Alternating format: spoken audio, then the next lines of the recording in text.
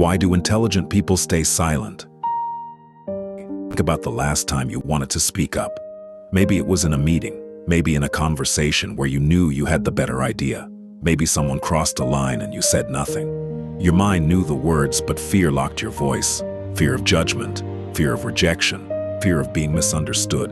And yet, there are people who walk into rooms full of pressure, cameras, and expectations, and still speak with complete clarity. One of those people is Priyanka Chopra. Early in her career, she was asked a simple question: where do you see yourself in 10 years? Her answer: global domination. The room laughed, but she didn't. No hesitation, no apology, just clarity. But that fearless voice wasn't something she was born with, it was built. Most people misunderstand fear. They assume fearless people simply don't feel it. But fear appears exactly when your voice has the power to change a room. Your brain reads that moment as a threat. Thousands of years ago, social rejection could mean losing survival. So your brain developed a powerful defense: silence. The danger is subtle. The more you suppress your voice, the more you begin to believe it doesn't matter. But fearless communicators break that pattern. And Priyanka Chopra's journey shows exactly how.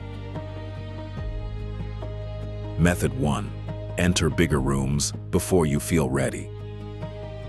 Priyanka Chopra had everything in Bollywood: success, recognition, stardom. And then she did something that terrified many people observing her career. She started again. New country, new audience, new industry.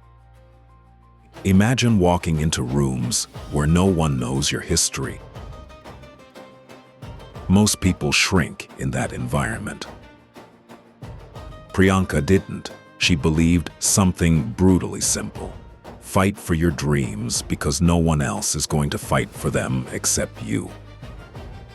And she didn't just fight. She became the first South Asian woman to lead a primetime American network drama. Growth often begins in rooms that make you uncomfortable. When you enter a bigger room, your identity has two options: shrink or evolve. Confidence is not a personality trait. It's a neurological adaptation. Repeated exposure changed something in her brain. Her mind learned a powerful lesson: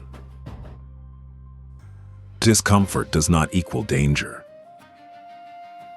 She once described her approach as being fierce, fearless, and flawed.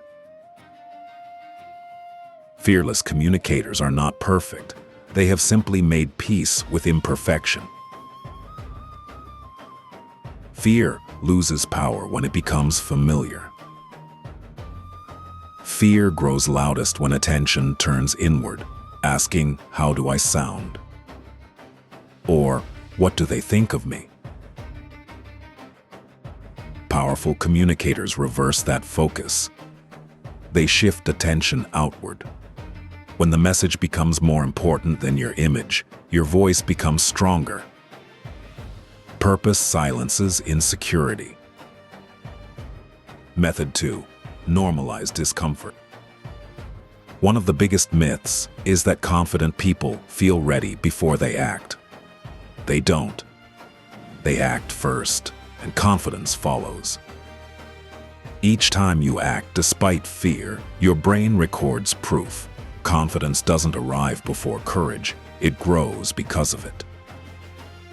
Many people stay silent because they want to fit in, to smooth out the edges that make them different. Priyanka did the opposite. She carried her accent and her culture into every global room as something to own, not to explain. Method 3. Focus on the message, not the mirror. Fear grows loudest when attention turns inward. Priyanka has spoken on global stages about identity, representation, and cultural pride, not to perform, but because she believed something needed to be said.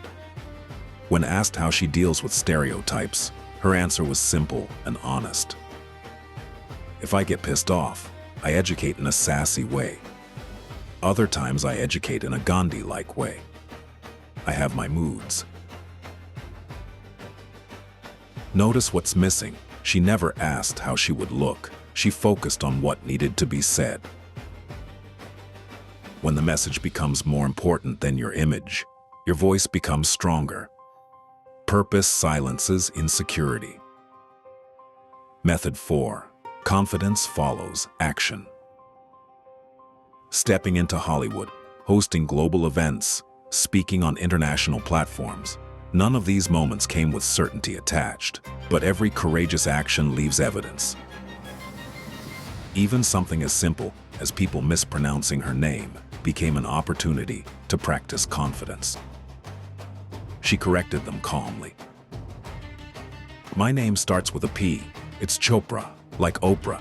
Fear loses power when it becomes familiar, and fearless speakers practice discomfort until fear runs out of influence. Fear grows loudest when attention turns inward. How do I sound? What do they think of me? What if I get this wrong? This internal spotlight amplifies anxiety. Powerful communicators reverse that focus into every global room as something to own, not to explain. When asked which iconic male role she would play, she answered instantly, Bond, James Bond. No hesitation. The entire room shifted. That is what owning your story sounds like. So enter bigger rooms. Put yourself in environments that challenge you. Normalize discomfort. Speak in situations that feel slightly uneasy. Focus on the message. Stop worrying about how you appear. Act before confidence arrives. Your uniqueness is not a weakness.